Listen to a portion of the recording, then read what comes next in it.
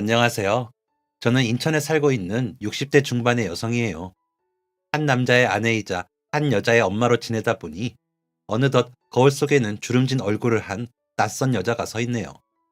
요즘은 괜히 거울을 보며 제 자신에게 어색한 미소를 지어 보이는 작은 습관이 생겼답니다. 여러분은 거울을 볼 때 어떤 표정을 짓는지 의식해 보신 적이 있으신가요? 저는 제가 어떤 표정으로 거울을 보는지 몰랐었는데 하루는 거울을 보는 제 모습을 빤히 구경하던 저희 딸이 그러더라고요. 엄마, 좀 웃어보라고. 내가 너무 사랑하는 엄마인데 아무리 엄마 본인이라도 그런 슬픈 표정으로 엄마를 보는 누군가가 있다는 게 자기는 너무 마음이 아프다고요. 그 소리를 듣고 거울을 보는 제 표정을 살펴보게 되었어요. 딸이 지켜보기에 제 표정이 퍽 슬퍼 보이기도 했겠다는 생각이 들었습니다.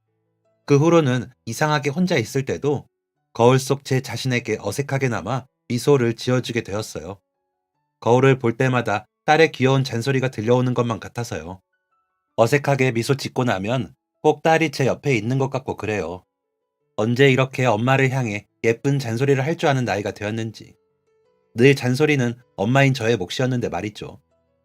지금은 이렇게 예쁜 말을 서슴없이 하고 자칭 엄마 바라기라며 제게 무한 애정 공세를 하는 딸이지만 그런 저희 딸에게도 폭풍 같은 사춘기 시절이 있었답니다. 엄마에게 틱틱거리며 대들기만 하던 그녀의 사춘기 시절 모습도 저에게는 그저 귀엽고 사랑스럽기만 했었는데요. 모든 부모에게 자식은 늘 귀하고 소중한 존재이겠지만 저희 부부에게 저희 딸은 어렵게 찾아온 아가였거든요. 그래서 더 애틋하고 예뻤습니다. 저는 눈물이 많은 사람이에요. 저나 가족들한테 일어난 슬픈 일에도 눈물을 흘리지만 다른 사람의 이야기에도 쉽게 눈물을 흘리곤 한답니다. 그래서 썰을 사랑하는 남자 채널에서도 여러 세상 사는 이야기를 들으며 혼자 거실에 앉아 울고는 해요. 딸과 함께 한 집에 살던 시절, 거실에서 드라마를 보다가 혼자 훌쩍이며 울고 있으면 방에 있던 딸이 나와 엄마 뭐 하냐고 묻고는 했었어요. 바닥에 뒹구는 눈물 젖은 휴지 조각들이 민망해지는 순간이지요. 드라마를 보며 눈물을 흘리는 엄마를 짓궂게 놀리던 딸은 울보 엄마보다는 아빠의 성격을 더 많이 닮은 강한 딸이었습니다. 저희 남편은요, 부산 사람이에요. 처음에는 경상도 사람 특유의 무뚝뚝한 말투와 성격이 얄밉기만 하고 싫었는데 이 사람이 나에게 지금 화를 내는 건가? 하던 호기심이 어느덧 관심으로 그 관심은 다시 사랑이라는 감정이 되어 결국엔 결혼까지 하게 되었답니다. 무뚝뚝한 말투와 표정을 하고 있어도 그 속은 인정으로 꽉 찬 사람이라는 것을 아는 것까지는 그렇게 오래 걸리지 않았어요. 남편과 처음 만났을 때 당시 저는 터미널에서 매표 일을 하고 있었고 남편은 부산행 차표를 끊으러 왔던 승객이었습니다. 먼저 순서로 표를 발급받던 한 어르신께서 잔돈이 모자라 주머니에 있는 돈을 탈탈 털어보이시며 사정을 하고 계셨고 저는 어르신이 주신 돈을 세어보는 척하며 몰래 제 돈으로라도 메꿔야겠다 생각하며 눈치를 보고 있었어요. 아들한테 급한 일이 있어 꼭 바로 내려가 보아야 한다며 사정을 하는 어르신께 잔돈 세어보니 맞다며 표를 내어드리려던 그때 뒤에 있던 그 남자가 자신의 주머니에서 모자란 금액을 꺼내 제게 건넸습니다. 차표를 내밀던 저를 발견하고 놀란 남자와 돈을 내밀던 남자를 발견하고 놀란 저의 눈이 공중에서 마주쳤어요. 아, 좋은 분이구나 하고 왠지 웃음이 나와 혼자 피식 웃었는데 그 남자는 언제 놀란 표정을 지었냐는 듯 깜빡 속을 만큼 무표정을 하고서 제자리로 돌아가더군요. 혼자 웃어 보인 것이 민망하기도 하고 꼭 무안을 당한 것 같은 기분도 들어 그 남자의 차례에 저도 모르게 냉랭한 목소리가 튀어나갔습니다. 마침 부산행 좌석 버스가 만석이기도 했고요. 지금 부산행은 자리가 없는데요. 의도한 바는 아니었지만 어느 정도는 당한 만큼 남자에게 무안을 줬다고 생각해 뿌듯했어요. 지금 생각하면 웃기기 짝이 없지만 그때는 네가 감히 내 웃음을 무시해? 하며 당해보라는 마음이 있었던 것 같습니다. 딸에게 이 이야기를 들려주니 엄마 정말 대박 공주병이었다며 엄마를 보고 세상 모든 남자들이 웃어주길 바랐던 거냐고 무지하게 저를 놀리더군요. 남편이 옆에서 너희 엄마 젊었을 때 남자 여럿 울린 절세 미녀였다고 편을 들어주지만 딸에게는 그 말이 오히려 더 재미있는 놀림거리가 될 뿐이었어요. 남편은 왜 없는 말을 지어냈던 건지 지금 생각해도 참 싱거운 사람이에요. 남편에게 부산행 자리가 없다고 말했더니 그때부터 남편은 발을 동동 굴리며 불안에 떨기 시작했습니다. 제가 의도한 것은 아니었지만 자리가 없다는 게 미안할 정도였어요. 저는 하는 수 없이 버스 앞으로 가서 인원을 체크했어요. 그리고 출발하기 직전에야 빈 좌석이 났다는 것을 확인하고 큰 소리로 그 남자를 불러다 버스에 태울 수 있었습니다. 그리고 두 볼이 빨개진 상태로 얼떨떨하게 버스에 오르던 그 뒷모습은 금세 제 기억 속에서 사라졌고요. 그리고 며칠 뒤, 그 남자가 다시 눈앞에 나타났습니다. 부산행 막차가 떠나고 난 뒤 멍한 표정으로 매표소 앞에 서 있던 그 남자를 저는 알아보지 못했어요. 그런데 퇴근을 하기 위해 밖으로 나온 저의 뒤를 그 남자가 졸졸 따라오는 겁니다. 왜, 뭐 필요한 거라도 있으세요? 이제 남은 차가 없는데. 모르는 남자가 쫓아오니 무섭기도 하고 차가 다 떠났다는 걸 알려주기는 해야 할 것 같아서 멈춰서 남자에게 이야기했어요. 하지만 남자에게서 돌아온 대답은 전혀 예상치 못한 말이었습니다. 저 지난번에 감사했다고 말씀드리려고요. 이거. 지난번에 감사했다며 음료수 한 캔을 내미는 남자의 얼굴을 흘끔 바라보았어요. 그제야 알겠더라고요. 그 남자가 그때 그 남자라는 것을 말이에요. 그걸 알고 나니 괜히 미안해지고 안타깝고 불안했습니다. 차를 다 놓쳐버려서 거기 그렇게 멍하니 서 있었나 보다. 안쓰러웠어요. 어떡하죠? 이제 남은 차가 없어요. 차를 놓치신 거죠? 이미 저 어딘가로 열심히 달려가고 있을 부산행 막차 버스를 뛰어가서 다시 돌려세울 수도 없고 정말 마음이 안타까웠습니다. 말투를 들어보니 말씨가 낯선 부산 사투리인 것이 부산이 집인 것 같아서 더 마음이 쓰였어요. 하지만 저의 예상과는 달리 그 남자는 아무것도 문제되지 않는다는 듯 손사래를 치더라고요. 아니요, 누가 급하게 사정을 해서 자리를 그냥 양보해버렸습니다. 네? 그럼 집엔 어떻게 가시려고요? 이제 차도 없는데. 그런데 저의 걱정 섞인 말이 무언가 잘못되기라도 했다는 듯 남자가 저를 이상한 눈빛으로 바라보았어요. 저는 제가 말실수라도 한 건가 싶었죠. 남자의 입에서 나온 말에 저는 입도 가리지 못하고 푸하하 하고 큰 소리로 웃어버리고 말았습니다. 제가 집에 가는 건 줄은 어떻게 하셨어요? 누가 봐도 부산 사투리를 얼큰하게 쓰고 있으면서 제가 신기하다고 이상하다는 듯 물어오는 그 말이 너무 웃기고 재미있었어요. 부산 사투리를 써서 그냥 그러려니 추측을 한 것이라고 말했더니 아 하고 짧은 한마디를 뱉은 남자가 고개를 끄덕거렸습니다. 이제 어떻게 하실 거냐고 묻는 말에 아침 일찍 첫 차를 타고 내려갈 생각이라고 대답하는 남자와 그렇게 헤어져 집으로 걸었습니다. 밤새 터미널 구석에서 시간을 때울 남자를 생각하면 마음이 좋지 않았지만 그뿐이었어요. 며칠 뒤 또다시 그 남자를 만나기 전까지는 말이에요. 점심시간이 되어 집에서 싸온 도시락을 먹으려고 나간 사이 터미널 문 앞에서 그 남자를 마주쳤습니다. 앞서 마주친 것은 다 저녁 시간 때였는데 해가 밝은 낮에 마주치니 괜히 반갑기까지 하더라고요. 그래도 먼저 인사는 하기 싫어서 딴청을 피우며 지나쳤어요. 그렇게 터미널 밖에 한 자리를 차지하고 앉아 가방에서 도시락을 꺼내 펼쳤는데 도시락 위로 불쑥 누군가 손을 내밀었습니다. 그 손에는 익숙한 음료캔이 들려 있었어요. 우연히 3번 반복되면 인연이라고도 하는데 밥 먹는 제게 음료수를 건네는 그 남자가 싫지만은 않았습니다. 그래서 괜찮다는 남자를 억지로 앞에 끌어안치고 도시락을 나눠 먹으며 이야기를 나눴어요. 인천이랑 부산은 왜 왔다 갔다 하는 거예요? 남자의 차림새나 이런 것들을 미루어 보았을 때 일을 하러 다니는 것임이 분명했지만 그 이야기가 가장 나눌 법한 이야기일 것 같아서 물었어요. 남자는 우물쭈물 망설이더니 조심스레 짧은 대답을 내놓았습니다. 아버지 잡으러요. 아버지를 찾으러도 아니고 아버지를 잡으러 왔다는 말에 흠칫 놀랐어요. 제 예상과는 전혀 다른 대답이 나와 놀라기도 했지만 놀란 티를 내는 것이 예의가 아닌 것 같아 음료 캔을 따서 벌컥벌컥 주스를 마셨습니다. 목구멍에 걸린 사례를 억지로 참았더니 눈물이 핑 돌았어요. 작업복을 입고 다녀서 일을 하러 다니는 줄 알았다고 대답을 하자 남자가 일은 못하고 있다고만 대답을 했습니다.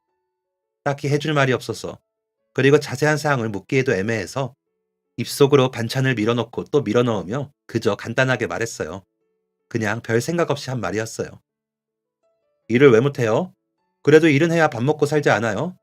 부산에서 여기까지 왔다 갔다 차비도 많이 들 텐데. 남자는 그 길로 모습을 감추었어요.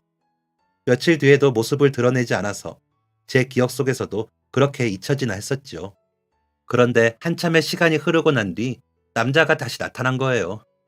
작업복을 벗어버리고 깔끔한 옷을 입은 채로 제가 점심 먹기를 기다린 사람처럼 그 의자에 앉아 있었어요.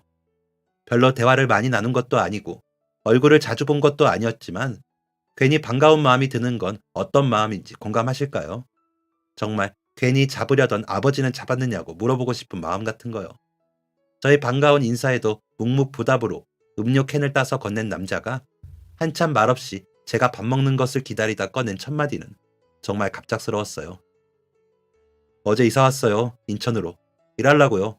진짜 밥 먹고 살려면 일을 해야 하고 부산까지 차비도 많이 들고요. 아, 그렇구나. 축하해요. 그래서 일자리는 구했어요? 남자는 한 공장에 취직을 했다고 짧은 근황을 덧붙였습니다. 아버지는 잡았어요? 묻는 말에 절레절레 고개를 저은 남자가 후 하고 길게 한숨을 내뱉고는 제게 말했어요. 제가 돌려 말하는 걸 잘 못해서 단도직입적으로 물을게요. 애인 있습니까? 딸에게 그때의 이야기를 들려주면 딸은 정말 전혀 이해가 가지 않는다는 표정과 말투로 제게 말하고는 합니다. 도대체 거기서 왜 설레는 마음이 생길 수가 있는 거야? 아무리 우리 엄마 아빠 이야기라지만 나는 하나도 설레지가 않는데. 사실은 남자가 제게 다가오기 전부터 저는 남자를 좋은 사람이라고 생각하고 있었는지도 몰라요. 잔돈이 모자란 어르신에게 기꺼이 남은 돈을 내밀고 자신이 도움받았던 기억으로 급하게 가야 한다는 승객에게 다시 자리를 양보하는 그 모습이 평범한 듯 하면서도 특별했기 때문이에요. 흔한 사람 사는 모습이지만 흔한 듯 하면서도 왠지 쉽게 볼 수 있는 모습은 아니라서 더 그랬는지 모릅니다. 꽤 인정이 있는 사람이라는 생각에 네모로 각져 있을 것 같은 그 사람의 보이지 않는 내면을 둥근 모양으로 상상하게 되었어요. 그렇게 저희 두 사람은 연애를 시작했고 서로에 대해 자세히 알아가는 과정에서 그 남자의 가정에 일어났던 불행한 이야기도 전해 듣게 되었습니다. 아버지가 사업이 망하고 남은 돈을 가지고 달아나셨고 그 아버지가 인천에 있다는 소식을 듣고 잡으러 왔다는 것이었어요. 결국 부모님이 이혼을 하시고 새 가족이 뿔뿔이 흩어져 혼자 사는 꼴이 되었다면서 모든 의욕이 사라져 아버지를 찾는다는 이유로 버스에서 시간을 보내던 자기에게 밥 먹고 살려면 일을 하라는 저의 말이 쏙 귀에 박혔다고 했습니다. 그냥 별다른 생각 없이 무심코 뱉은 말이었는데 양심의 가책이 느껴졌지만 그게 누군가에게 영향을 주는 말이었다니 기분이 좋기도 했어요. 저희는 그렇게 1년 연애 끝에 결혼을 하게 되었습니다. 이 남자랑 함께 살면 속 시끄러운 일은 절대 없을 것이라는 강한 확신이 들었어요. 저희가 결혼을 할 때에 그이의 어머님께서 제게 하셨던 말이 생각나요. 명환이 애는 힘들어도 지 가족은 무조건 책임질 그런 애다. 어머님 말씀대로 제 남편은 제게 최고의 남편이었습니다. 늘 강하고 늘 등 뒤에는 따뜻한 마음이 가득했어요. 하지만 강한 저희의 지나친 열정 때문이었는지 월화수목금토일 쉬지 않고 일하는 탓에 몸이 건강하지 못했던 건지 꿈꾸고 바라던 저희의 이세를 갖는 것은 그리 쉽지가 않았습니다. 처음 몇 번은 뜻대로 아이가 생기지 않는 것이 어쩜 이렇게 피해가냐 하며 믿기지 않다가도 수없이 시도하고 또 시도해도 좋은 소식이 생기지 않자 점점 불안해져 갔습니다. 남편 몰래 화장실 문을 걸어 잠그고 울던 것이 좀 더 지나자 나란히 누운 침대 위에서 혼자 이불을 뒤집어 쓰고 숨죽여 우는 것이 되고 나중에는 밥을 먹다가도 빨래를 하다가도 일을 하다가도 눈물이 불쑥불쑥 올라와 저를 힘들게 했어요. 이대로 영영 아이를 갖지 못한다면 모든 잘못과 책임이 저에게 주어지기라도 하는 것처럼 저 자신을 원망하고 또 원망하며 좌절의 늪으로 빨려 들어갔습니다. 그런 저를 남편이 모를 리가 없었어요. 그런 저를 보는 남편도 마음이 힘들고 불안했을 것이고 또 너무 힘들어하는 저를 보고 있는 것만으로도 남편에게는 또 다른 고통이 되었을지 모르죠. 늘 말없고 조용한 남편이 매일 밤 빠짐없이 약속했던 말이 힘들어도 가족을 책임지는 든든한 남편, 든든한 아빠가 될게 였으니 남편도 아빠가 될 수 없다는 것이 저 못지않게 힘들고 괴로웠을 것입니다. 그럼에도 불구하고 남편은 저에게 이렇게 말해주었어요. 이번 달도 아이가 생기지 않았다는 것이 확실해졌던 그날 밤, 이불 속에서 등을 돌린 채 숨죽여 우는 저를 뒤에서 꼭 끌어안으면서요. 여보, 우리가 형편이 어려운 걸 알고 우리 아기가 좀 천천히 와주려고 그런가 보다. 열심히 살아서 더 좋아지면 그때 자연스레 찾아와 줄 거야. 그러니까 너무 상심 말고 울지 말고 매일 우는 당신을 보는 것만큼 내게 더 큰 벌도 없다. 내가 아직 아빠가 될 자격이 갖추어지지 않아서 그런 거야. 더 노력해서 좋은 남편부터 될게. 응? 우리 아기한테 내가 아직 아빠 시험에 합격을 못해서 그래. 엄마한테 먼저 잘하라고 숙제를 내주는 거야, 우리 아기가. 울지 마. 당신 매일 우니까 아침마다 눈이 꼭 금붕어 같잖아. 남편의 기나긴 말이 낯설어서 혹시 저 몰래 제 등판에 할 말을 적어 붙여놓았나 싶을 정도로 제게 큰 위로가 되었습니다. 긴 말 잘 못하는 그 성격에 저를 달래고 싶어 오랫동안 연습하고 또 연습했을 그 긴 말이 제게는 확실한 위로이자 힘이 되어주었어요. 준비했던 마음을 제게 전하고는 그날 일도 고되었는지 금방 코를 걸며 꿈나라에 빠진 남편의 얼굴을 보며 가만히 마음을 다잡았습니다. 그래, 울지 말고 일단 열심히 살아보자. 아가야, 엄마가 기다리고 또 기다릴 테니 너는 꼭 아빠를 닮은 아이로 세상에 태어나 주렴. 아빠를 닮은 아이로 우리 곁에 와주렴. 봄에는 향기로운 꽃을 닮은 사랑을, 여름에는 저 드넓은 바다를 닮은 사랑을, 가을엔 달콤한 무화과를 담고 겨울에는 반짝이는 흰 눈을 닮은 사랑을 가득 줄 테니 늦더라도 좋으니 꼭 우리의 곁에 와주렴.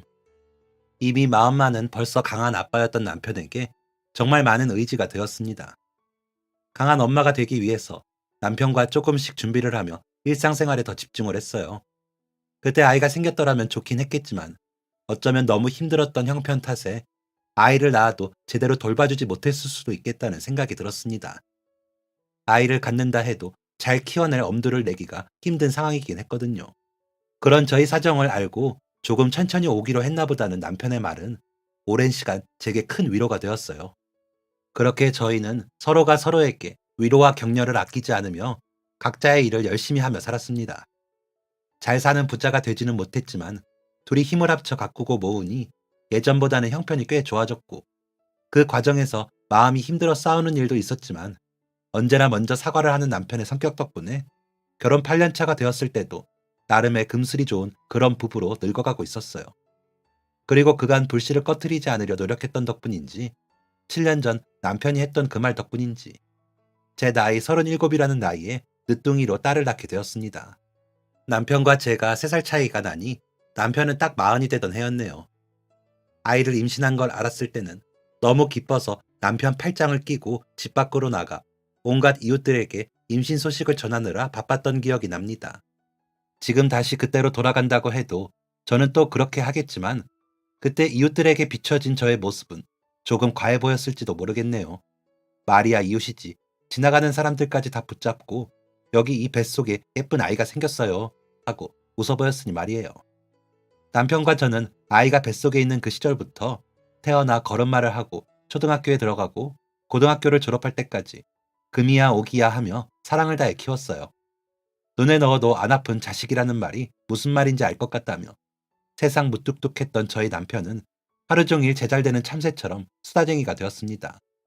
그래서 저희 딸은 자기 아빠가 엄청 말이 많고 애교도 많은 사람인 줄 알아요. 무뚝뚝한 너의 성격이 아빠를 쏙 빼닮았다고 하면 믿지 않을 뿐더러 네가 태어나고 아빠가 애교쟁이가 되었다고 하면 콧방귀를 낄 정도로 남편은 아예 다른 사람이 되었어요. 저는 물론 남편의 그런 변화가 재미있고 또 긍정적인 변화가 반갑고 고맙기도 했어요. 원래도 사이가 좋은 부부였지만 딸이 태어나고 더 화목한 부부, 화목한 가정이 될 수 있었습니다. 저희 딸의 이름은 가연이에요. 저희가 딸에게 바라는 것은 삶의 모든 행복을 누리고 인생의 모든 의미를 알고 살아가는 것이었습니다. 그래서 가연이라고 이름을 지었어요. 한자로는 아름다울카, 햇살현을 써서 아름다운 햇살이 저희 집에 들어왔다는 의미를 담았고요. 가연이가 저희 집을 따사롭게 밝히는 햇살인 것은 분명했네요. 그렇게 저희 부부가 사는 집에 가연이라는 아름답고 따사로운 햇살이 들어온 지 19년째. 가연이는 고등학교 졸업을 앞두고 있었고 저희는 힘든 수능을 치른 가연이에게 수고했다는 의미로 기억에 남는 시간을 선물하고 싶었습니다. 그래서 가족이 다 함께 곧 다가올 가연이의 생일에 맞춰 제주도로 여행을 가기로 했어요. 생각만으로 설레고 신나는 일이었어요. 제주의 푸르른 바다 앞에서 활짝 웃을 가연이가 또 얼마나 예쁘고 사랑스러울지. 엄마 아빠는 기대에 한껏 부풀어 있었지요. 여행을 한 달 앞둔 평범한 화요일, 남편이 회사에서 하는 건강검진을 받으러 병원에 들렀습니다. 매해 하던 검진이고 늘 특별히 아픈 것 없이 건강했던 저희 가족이기에 그때도 별다른 걱정이 없었어요. 검진을 다녀온 남편도 별다른 말이 없었고요. 그런데 며칠 후 남편이 제게 말없이 병원에 다녀왔다는 사실을 알게 되었습니다. 덜컥 겁이 났고 벌써 이미 겁을 잔뜩 먹은 채 어디가 아프냐고 묻는 제게 남편이 그러더군요. 내가 암이 처음이라 당신한테 어떻게 이야기해야 할지 몰라서 미리 말을 못했어. 미안해. 그 말을 하는 남편의 표정이 생전 처음 보는 표정이라서 늘 힘있고 분명한 목소리로 말을 하던 남편의 목소리가 가늘게 떨리고 있어서 놀란 마음과는 달리 크게 동요할 수가 없었어요. 늘 작은 일에도 크게 동요하고 무너지는 저를 굳건하게 잡아주던 사람이 남편이었는데 그런 남편의 무너질 듯 흔들리는 모습을 보니 제가 강해져야겠더라고요. 솔직히 무슨 감기라도 걸렸다는 말을 하는 것처럼 갑작스럽게 입으로 튀어나온 암이라는 단어가 전혀 실감이 안 나기도 했고요. 그저 처음 보는 남편의 약한 모습이 무척이나 두렵고 무서웠습니다. 다음 날 둘 다 회사에 연차를 쓰고 함께 병원으로 찾아갔어요. 접수를 하고 진료실 앞 대기 의자에 앉아 있으면서도 왜 저희가 그 자리에 나란히 앉아 있는지 온통 혼란스러운 마음이었습니다. 그리고 의사 선생님의 입을 통해 저의 가슴에 비수가 되어 꽂힌 말, 대장암이라는 그 세 글자 단어는 절대 남편 이름 뒤에 붙어서는 안 되는 무섭고 공포스러운 단어였습니다. 이미 다른 장기로까지 전이가 되고 있다는 선생님의 말에 저절로 덜덜 떨리는 손을 그 와중에도 남편이 따스하게 잡아주었어요. 믿기지가 않았고 부정하고 싶었습니다. 왜 하필 저희 남편에게 이런 일이 생긴 건지, 왜 하필 저희 가족에게 이런 일이 생긴 건지 정말 미치겠더라고요. 제 마음도 이러한데 당사자인 남편의 마음은 어땠을지 감히 추측도 할 수 없었어요. 하루아침에 시한부 인생이 되어버린 남편에게 그 어떤 말도 꺼내지 못했습니다. 그저 그 순간도 남편에게 기댈 곳이 되어주지 못하고 눈물만 펑펑 흘리는 못난 아내였어요. 너무나 건강했던 사람인 줄로만 알았는데 어떻게 이럴 수가 있을까? 내가 이 남자 없이 남은 생을 살 수가 있나? 이 사람 없이 혼자 가연이를 키우고 남은 생을 웃을 수 있을까? 이 세상에서 오명환이 사라지는 게 정말 실제로 일어나는 일이 맞는 걸까? 제 머릿속에는 수만 가지 질문이 계속해서 떠올랐고 그 질문들은 모두 남편 없이 제가 과연 살 수 있느냐 하는 것들이었습니다. 그날 하루 남편과 목적지를 정하지 않고 어디론가 떠나서 한참을 울었어요. 남편이 눈물을 흘리는 얼굴을 그런 식으로 마주하게 될 줄은 꿈에도 몰랐습니다. 평생 고생만 하다 그렇게 짧게 떠나야 하는 남편의 인생이 너무 아깝고 가슴 아팠어요. 저는 남편의 손을 붙잡고 애원하듯 말했습니다. 여보, 끝까지 최선을 다할 거지? 치료도 받고 포기하지 않을 거지? 늘 나한테 좋은 남편이었던 당신한테 난 아직 좋은 아내가 되어주지 못했는데 이대로 포기할 수는 없어. 내가 최선을 다할게요. 그러니까 당신 포기하지 마. 내가 하늘에 매일 기도할 거야. 내 남은 인생 싹 다 가져가도 좋으니 당신 아픈 거 다 낫게 해달라고. 매일매일 기도할 거야. 정말 말도 안 돼. 포기하지 말자. 어쩌면 이기적일지도 모를 저의 말에 자신의 몸을 제 품에 기대며 엉엉 소리내어 울던 남편. 한 번도 보지 못했던 아이 같은 모습으로 한참 동안 제게 기대어 있던 남편은 차창 너머 해가 저물자 눈물을 닦고 가다듬은 목소리로 제게 말했습니다. 다 울었다. 이제 집에 가자 여보. 가연이가 기다리겠어. 물론 나 최선을 다해야지. 나도 아직 좋은 남편, 좋은 아빠가 되지 못했는데 이대로 포기할 수는 없지. 당신은 나한테 충분히 좋은 아내였고 지금도 그래. 그래서 말야, 당신은 나한테 좋은 아내가 되어주었는데 나만 좋은 남편 역할을 못해주고 갈까봐 많이 힘들었거든. 근데 당신이 날 좋은 남편이라고 말해주니까 나 정말 힘난다. 멋없게 너무 울었다. 사나이 채면 말이 아니네. 오늘 엉엉 울던 내 모습은 잊어줘. 난 당신한테 끝까지 멋진 남자, 상남자이고 싶단 말이야. 우리 가연이 이상형이 아빠 닮은 상남자라고 그랬는데 당신도 기억나지? 조금 전까지 엉엉 울던 사람과는 전혀 다른 사람이 되어 애써 씩씩하게 말을 하는 남편의 모습이 너무 안쓰럽고 속상해서 흐르는 눈물이 멈추질 않았습니다. 아니라고. 당신 좋은 남편이라고. 왜 내 말을 안 믿냐고 웃으면서 따져야 하는데 눈물 범벅이 된 얼굴은 그 말을 끝내 하지 못했어요. 긴 도로를 달리고 달려 도착한 집. 분명 해가 저물 때 집으로 출발했는데 도착하니 벌써 자정에 가까워져 있었습니다. 가연이는 이미 잠들어 있고 둘만 남은 거실에서 남편이 한참 동안 벽에 걸린 가족 사진을 바라보았어요. 그 뒷모습을 보는데 또 울컥 목이 메어서 그 뒷모습을 평생토록 오래오래 보고 싶은 욕심이 나서 남편이 잘 버텨주기만을, 암세포와 잘 싸워 이겨주기만을 간절히 바라고 또 바랐습니다. 그래서 남편이 어쩌면 죽을지도 모른다는 확률은 완전히 무시하게 되었어요. 치료만 잘 받으면 무조건 살 것이라는 믿음만 가지게 되었습니다. 아빠의 암 이야기를 듣고 너무 놀라서 숨 넘어갈 듯 우는 딸을 안아주면서 귓가에 속삭였어요. 괜찮다고. 아빠 치료만 잘 받으면 다시 건강해질 거라고. 내 남편, 가연이 아빠 오명환은 암이랑 싸워 이길 멋진 남자라고 말이에요. 제 말을 듣고 한참 쉼호흡을 하며 울음을 멈추려 노력하던 딸이 아빠에게 달려가 아빠를 안아주며 말했습니다. 우리 아빠는 상남자니까 잘 이겨낼 거야. 내가 아는 세상 남자들 중 제일 상남자니까. 아빠, 아빠 곁에는 항상 내가 있는 거 알지? 아빠 곁에는 항상 엄마랑 나, 우리가 있는 거 알지? 그러니까 우리 같이 싸우자. 나쁜 암덩어리랑 그까짓 게 힘이 세봤자 우리 셋한테는 꼼짝 못해. 딸의 품에 안긴 남편의 표정이 어떨지 생각하면 가슴이 미어졌어요. 아이 앞에서 울고 싶지 않아 이를 악물고 울음을 삼키고 있을 남편이 걱정되었습니다. 그리고 바랐죠. 훗날 이 순간을 되돌아보며 그때 눈물 참느라 혼났다고 너스레를 떠는 남편의 얼굴을 볼 수 있게 되기를. 가연이의 말처럼 암덩어리가 힘이 세봤자 저희 세 사람한테는 꼼짝도 하지 못한다는 것을 증명해 보이는 우리가 되기를 말이에요. 하지만 그런 저와는 달리 남편은 치료를 받으면서도 조금씩 준비를 하고 있었나 봐요. 딸을 끔찍하게 사랑하던 아빠는 딸에게 그런 응원을 받고도 어쩔 수 없이 찾아오는 죽음의 그림자 앞에 서서히 잠식되고 있었나 봐요. 사랑하는 아내에게, 사랑하는 딸에게 그 어두운 모습을 보여주지 않으려고 혼자서 발버둥 치면서 말이에요. 죽음을 받아들이기로 한 듯한 그 모습에 어떤 날에는 화가 나기도 했어요. 전 정말이지 남편이 세상에서 사라진다는 사실을 받아들이기가 힘들었거든요. 아빠의 치료와 안정을 위해 제주도 여행을 포기하자고 말하는 딸에게 남편이 그러더군요. 아빠는 우리 세 가족이 제주도 가는 게 소원인데 가면 안 될까? 우리 가연이 생일이기도 하고 아빠 거기서 우리 가족 사진 많이 찍으려고 친구한테 카메라도 미리 빌렸는데. 남편의 말에 딸의 얼굴이 구겨졌습니다. 아빠는 뭐 그런 걸 소원 삼느냐고. 그럼 가지 말자고 말을 할 수가 없지 않느냐고 하면서요. 그렇게 저희 가족은 제주도로 여행을 떠나게 되었습니다. 부쩍 몸이 안 좋은 게 눈에 보이는 남편의 상태가 걱정되었지만 최대한 남편이 하고 싶어 하는 것들을 다 해주고 싶었어요.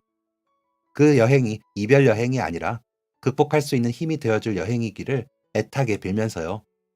비록 추운 겨울이었지만 남편이 그토록 말하던 에메랄드 빛의 푸르른 바다 앞에서 예쁜 가족 사진도 찍고 저희 세 사람은 오래오래 기억될 아름다운 추억을 만들었습니다. 처음 세화해변에 도착해 하얗고 푸른 바다와 마주했을 때의 황홀함은 아직도 선명해요. 여행을 떠나기 전 제주도에서는 절대 울지 말자고 딸과 나누었던 약속이 그 황홀한 아름다움 앞에서 무너질 뻔했거든요. 그 바다 앞에서 황홀하게 웃어 보이던 남편의 얼굴이 그 해변가에 부서지던 파도처럼 아름다웠기 때문입니다. 많은 곳을 돌아다니지는 못했지만 발길이 닿는 곳에서 예쁜 추억을 기록한 저희 세 사람은 예약한 숙소에 도착해 찍었던 사진들을 함께 보고 있었습니다. 그때 남편이 핸드폰을 차에 두고 왔다며 잠깐 나갔다 온다고 하더군요. 자기가 다녀오겠다고 일어나는 가연이에게 됐다며 앉아있으라고 하던 남편. 얼마 후 문을 열고 들어온 남편의 손에는 가연이가 좋아하는 딸기 케이크와 커다란 선물 상자가 들려 있었습니다. 생일 축하합니다 하고 가녀리게 떨리는 남편의 노랫소리가 이어졌고 가연이는 흐르는 눈물을 아빠에게 보이지 않고 싶었는지 아빠를 마주보지 못하고 고개를 들어 천장만 바라보더군요. 떨리는 남편의 목소리 위로 일부러 더 큰 소리를 내며 함께 생일 축하 노래를 불렀어요. 남편이 무슨 생각을 하며 그 모든 것들을 준비했을지를 생각하면 너무 가슴이 아파 당장 그를 끌어안고 울어버리고 싶었지만 꼭 참아야 했습니다. 남편이 며칠 밤을 홀로 고민하며 준비했을 그 소중한 순간을 저는 눈물로 망치고 싶지 않았기 때문입니다. 슬픔을 숨겨야 했던 생일 축하 노래가 끝이 나고 남편이 딸에게 상자를 내밀었어요. 커다란 상자에 반듯한 글씨로 적힌 가연아 사랑해라는 글자에 씩씩한 저희 딸이 눈물을 꾹 참고 나도 아빠 사랑해 하고 대답했습니다. 그리고 상자를 여는 순간 저는 입을 틀어막고 고개를 돌릴 수밖에 없었어요. 상자 속에는 고이 개어진 새하얀 웨딩드레스가 들어있었습니다. 이게 뭐냐며 덜덜 떨리는 목소리로 드레스를 꺼내드는 가연이에게 남편이 말했어요. 우리 딸, 아빠 없이 신부 입장하게 될까봐 놀랐지? 내 딸 벌써 20번째 생일이 되었는데도 아빠는 우리 딸 옷 사이즈도 잘 몰라서 몰래 옷장에서 원피스 꺼내 사이즈 재느라 애먹었네. 아빠 팔뚝만 하던 우리 딸이 언제 이렇게 컸나 몰라. 너의 진짜 결혼식 때 아빠가 함께 할 수 있어야겠지만 혹시나 말이야. 가연아, 아빠가 네 손을 잡고 신부 입장을 함께 할 수 없더라도 오늘처럼 아빠가 네 곁에서 함께 걸어갈 것이라는 걸 꼭 기억해줬으면 좋겠어. 우리 딸이 많이 울게 될까봐 준비하면서도 망설였는데 그래도 이 옷 입고 아빠랑 같이 사진 찍어줄 거지? 아빠는 훗날 우리 딸이 아빠가 함께 하지 못하더라도 오늘을 생각하며 씩씩한 신부가 되었으면 좋겠어. 남편의 말을 끝으로 딸이 아무런 대답이 없어 고개를 돌려보니 웨딩드레스에 얼굴을 파묻고 소리 없이 울고 있는 딸이 보였습니다. 남편은 그런 딸을 애처로운 눈빛으로 바라보고 있었어요. 많이 울게 될까봐 준비하면서도 망설였다는 그 말이 무슨 말인지 너무 잘 알 것 같아서 정신을 차리고 가연이를 일으켰습니다. 와, 드레스 너무 예쁘다. 여보, 몰랐는데 제법 센스가 있네.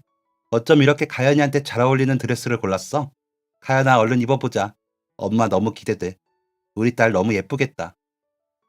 그렇게 딸을 데리고 방으로 들어가 드레스를 갈아입혔어요. 사이즈를 몰라서 고민했다는 남편의 말치고는 너무 알맞고 예쁘게 딱 떨어지는 사이즈였습니다. 공주처럼 천사처럼 예쁜 가연이가 눈물을 멈추려 입술을 꾹 깨물었어요. 마음이 아팠지만 저는 강한 엄마이고 강한 아내 역할을 해내야 했습니다. 딸의 머리를 고쳐 묶어주며 작은 목소리로 딸에게만 들리게 말했어요. 가연아, 이왕이면 사진 예쁘게 나오는 게 좋겠지? 그만 울고 꼭 참자. 아빠도 무지 울고 싶으실 거야. 너 드레스 입은 모습 보시면 너무 예뻐서 말이야. 근데 너 그거 알지? 울면 사진에 엄청 못생기게 나오잖아. 이왕이면 예쁘게 찍자. 그리고 엄마 부탁이 하나 있는데 이따 아빠 손잡고 여기 거실 한번 걸어줄래? 그냥 나중에 너 결혼할 때를 대비해서 아빠랑 미리 연습한다고 생각하고 말이야. 딸은 조용히 고개를 끄덕였고 드레스를 입은 딸을 본 남편의 얼굴은 제주에 도착해 새와 해변을 처음 마주한 그 순간의 표정보다 더 밝게 부서지고 있었어요. 웃는 것도 우는 것도 아닌 표정. 와락 끌어안아주고 싶은 마음을 참고 또 참으며 딸의 손을 남편의 손에 건네주었습니다. 손을 꼭 붙잡고 좁은 숙소 거실을 여러 번 거니는 두 사람의 모습을 카메라에 담았습니다. 울지 않으려 힘껏 애쓰는 저희 세 사람의 모습도 카메라에 담았어요. 한참 동안의 사진 촬영이 끝이 나고 남편은 아직 끝나지 않은 게 있다는 듯 작은 상자를 하나 더 내밀었어요. 웃으며 상자를 열어본 딸의 얼굴이 천천히 굳어갔습니다. 상자 안에는 통장이 들어있었어요. 가연아, 사실 이건 엄마한테 비밀인데 아빠가 우리 딸 시집갈 때 쓰려고 엄마 몰래 용돈 쪼개서 모은 거야. 그때 우리 가연이랑 우리 지숙이 쓰게 하려고 1급 비밀로 지켜온 건데 미리 줘도 받아줄 거지? 훗날 딸이 결혼할 때를 생각하며 몰래 모았다는 돈을 미리 건네야 하는 그 마음을 생각하니 정말 기절할 듯 가슴 아팠습니다. 왜 벌써 떠날 준비를 하느냐고 어깨를 두드리며 소리내어 울고 싶어지는 순간이었어요. 하지만 물을 수 없었습니다. 우리 모두는 사실 예감하고 있었던 거예요. 남편이 곧 떠나게 되리라는 것을. 그렇게 눈물을 삼키며 추억을 만들어간 여행이 끝이 나고 남편은 6개월을 채 넘기지 못하고 눈을 감았습니다. 세상이 떠나가라 엉엉 울어도 며칠째 넋을 놓고 아무것도 하지 못하고 있어도 제 손을 잡아주며 저를 일으켜주던 남편은 이제 더 이상 세상에 없었습니다. 눈물 많은 아내였던 차지숙은 없어지고 강해지고 더 강해져서 딸을 지켜야 하는 강한 엄마 차지숙만 남겨두어야 했습니다. 그렇게 슬픔을 견디는 법을 하나하나 익혀가던 어느 날 남편이 세상을 떠난 지 4년째가 되던 해에 제 앞으로 꽃 한 다발이 배달되었습니다. 풍성하게 피어난 프리지아가 한아름 예쁘게 제 품에 안겼어요. 향긋한 꽃 향기에 살며시 미소가 지어지는 것도 잠시, 꽃 배달을 해주던 사람의 입에서 나온 낯이 익은 이름에 그 자리에 얼어붙고 말았습니다. 오명환 씨가 보내셨는데요. 배달원이 자리를 뜨고 나서도 믿기지 않는 상황에 몸이 굳어 아무것도 하지 못했어요. 꽃다발 사이에 꽂혀 있는 예쁜 편지 봉투를 발견하기 전까지는요. 떨리는 마음으로 편지를 열어보았을 때는 이미 눈물이 온 얼굴을 흠뻑 적시고 있었습니다. 사랑하는 내 여자 차지숙 씨. 언제나 나를 설레게 했던 그 꽃같은 미소로 오늘도 행복한 하루를 보냈길. 여보, 오늘은 우리가 결혼한 지 30년이 되는 날이네요. 몸은 그곳에 없지만 마음으로 늘 당신 곁에 함께 했어. 그동안 부족한 것 많은 나를 아낌없이 사랑해줘서 정말 고마웠어요. 당신을 만난 건 내 생애 가장 큰 행운이자 행복이었어.